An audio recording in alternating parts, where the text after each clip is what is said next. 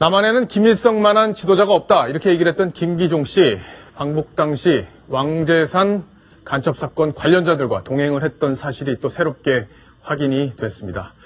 자, 천상철 차장, 먼저 이 왕제산과 간첩 사건 당시에 김기종 씨가 어떻게 연결이 돼 있었는지 이런 얘기를 먼저 좀 풀어주십시오. 일단 왕제산 사건이 어떤 사건인지부터 말씀을 드려야 될 텐데, 왕제산이 사람 이름이 아니고요. 산, 예. 북한에 있는 함경북도에 있는 산 이름입니다. 239m, 해발 230m인데 김일성이 이제 항일 유격대 부대를 소집하고 항일 무장 투쟁을 조선으로 확대할 때, 그러니까 한마디로 김일성의 신격화하는 그런 성지로 북한에서 꼽고 있는 것입니다. 예. 그 단체를 우리나라에서 한 90년대, 2000년도에 초반에 2003년도에 만들었는데 이제 반국가 단체로 판정이 난 그런 단체입니다. 예. 이 왕제산 간첩 사건이 지금 그래픽에 보시는 대로 1993년에 김일성 교시 남조선 혁명을 위한 지역 지도부를 구성하라. 이 교시에 따라서 예. 2001년도 지하당인 왕제산 조직이 만들어졌고요. 예, 이게 남한내에 만들어졌죠. 그렇습니다. 그 다음에 2013년도에 총책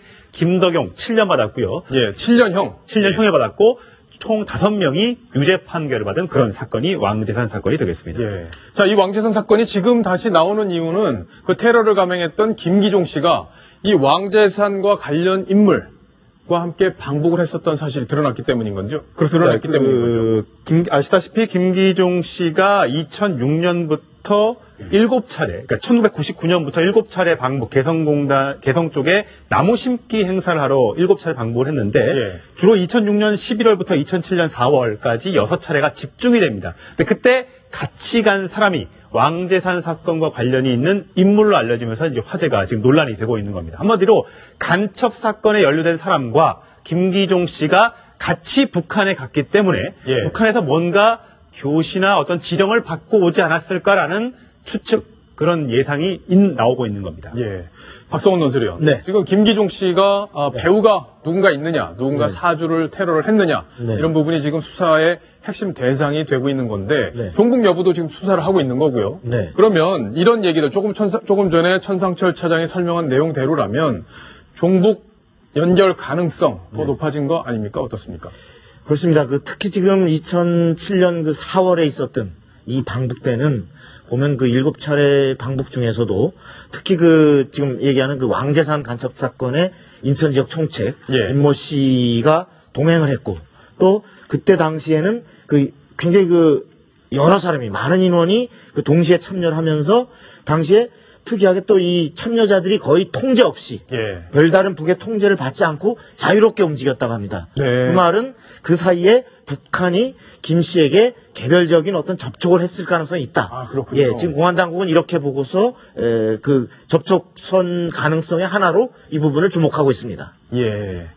자, 2006년부터 2007년이면은 아마 이제 노무현 정부 때였을 텐데, 나무 심기 행사로 6번 방북. 나무 심기만 했는지, 당시에 북한, 어떤 내부의 어떤 그쪽과 접촉을 했을지, 이게 아마 지금 검찰 수사의 핵심이 되지 않을까, 이렇게 지금 예상이 되는데, 시청자 질문이 왔는데, 같이 한번 보겠습니다. 왕제산 간첩 사건으로 실형을 살고 나온 뒤에 그 사람들은 어떻게 되는 겁니까? 그러네요. 간첩인데 우리나라에서 계속 사는 겁니까? 그렇다면 국가보안법이 너무 약한 것 아닌가 싶다. 이런 지적이 오셨는데 여성원 변호사께서 답을 주셔야겠습니다. 저게 국가보안법 위반이거든, 형법 위반이거든. 예. 실형을 살고 난 뒤에 자격은 똑같습니다. 네. 그러니까 실형을 살고 나서 5년 동안은 어떤 범죄를 저질렀을 때 집행유예를 못 해주게 돼 있습니다. 네. 그 다음 3년 안에 또 다른 범죄를 하면 누범 가중이라 그래서 그 형기의 2배를 가중해서 처벌하도록 돼 있습니다. 그렇군요. 그리고 아무리 간첩이라도 국적이 대한민국이면 아무리 밉지만 참 미운 놈도 내 새끼라고 쫓아낼 수는 없습니다. 예. 그 사람이 스스로 북한으로 가지 않는 이상은. 근데 이게 사상 전향을 하지 않고 예를 들어 네. 본인의 죄를 뉘우치지 않았다면은 그동안 북한과 어떤 지령을 받아서 여러 가지 일을 남한에서 했다가 그거에 대해서 처벌을 받은 건데 네. 그 일을 그대로 또 할 수도 있는 거잖아요. 그러니까 그렇게 하면은 국가보안법에 무법 처벌한다. 다시 처벌받고 그때는 집행유예도 안 되고 예. 그다음 형기에 정해진 법정형의 2배가 가중되니까요. 네. 그 엄하게 처벌하는 거죠. 그러겠죠. 아무래도 이제 당국에서도 더 유심히 예. 이적행위를 하는지 예, 여부를 그러니까 동향 관찰을 관찰 대상으로 돼서 예. 계속 뭐 이렇게 추적이 될 겁니다. 예, 답이 충분히 되셨을 것이라고 생각이 됩니다. 천상철 차장께 다른 질문 하나 더 할게요.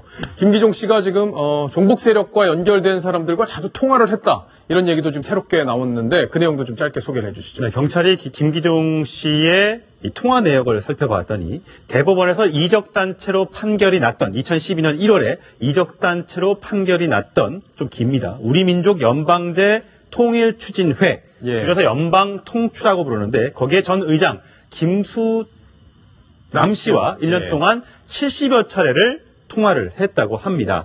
이 연방통추는 김기종의 우리마당과 마찬가지로 1인 단체인데 이 김수남은 2006년에 북한의 지령을 따라서 메가더 동상 철거 시위를 주도했다가 징역 3년, 집행유예 5년을 선고받았던 그런 인사입니다. 그렇군요.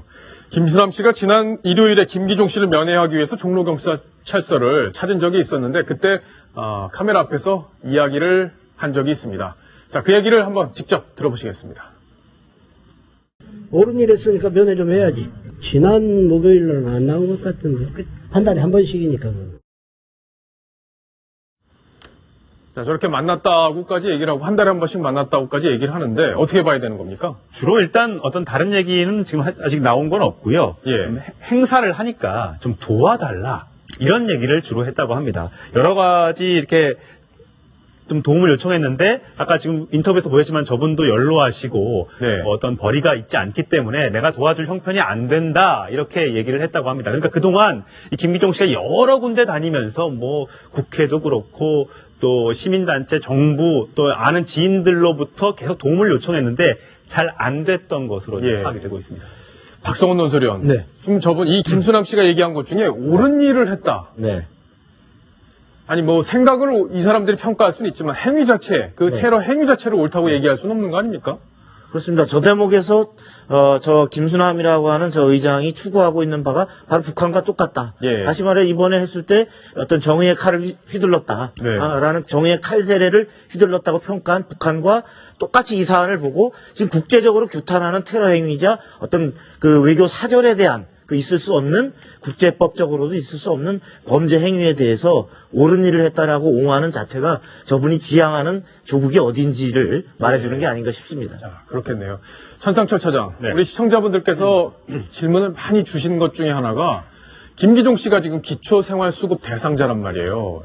월 40여만 원을 받아서 정부로부터 지원을 받아서 생활을 하고 있는 건데 아니 환갑도 안 된 분인데 노동력이 있는 상태인데 어떻게 이런 일이 가능하냐 이런 질문들을 하십니다. 사실 그때 테러하고 그때 막 완력을 쓰는 걸 보면 그 돈을 버는데 전혀 문제가 없는 사람이었는데도 불구하고 일을 하지 않고 계속해서 어떤 후원금이나 이런 정부 보조를 받아서 생활을 했단 말이죠. 예. 일단 소득과 재산으로 보면 통과가 가능합니다. 통과가 가능하다. 그래픽을 보면 예. 월 62만 원 정도 이하의 어떤 소득을 갖고 있었기 때문에 네. 기초생활수급자가 될 수 있습니다. 그러니까 저 네. 부분은 문제가 없고요. 네. 또 부양 의무자, 부모를 부양할 능력이 뭐 저걸로는 당연히 없겠죠. 네. 그래서 아마 저것도 문제가 없는 것으로 보입니다. 하지만 지금 앵커께서 말씀하신 대로 65세가 나이가 넘거나 아니면 18세 미만으로 미성년자인 경우에는 괜찮지만 55세로 충분히 일을 할 수 있는 나이가 되고 뭐 어디 뭐 문제가 장애를 겪고 있는 분도 아니기 때문에 충분히 돈을 벌어서 본인이 그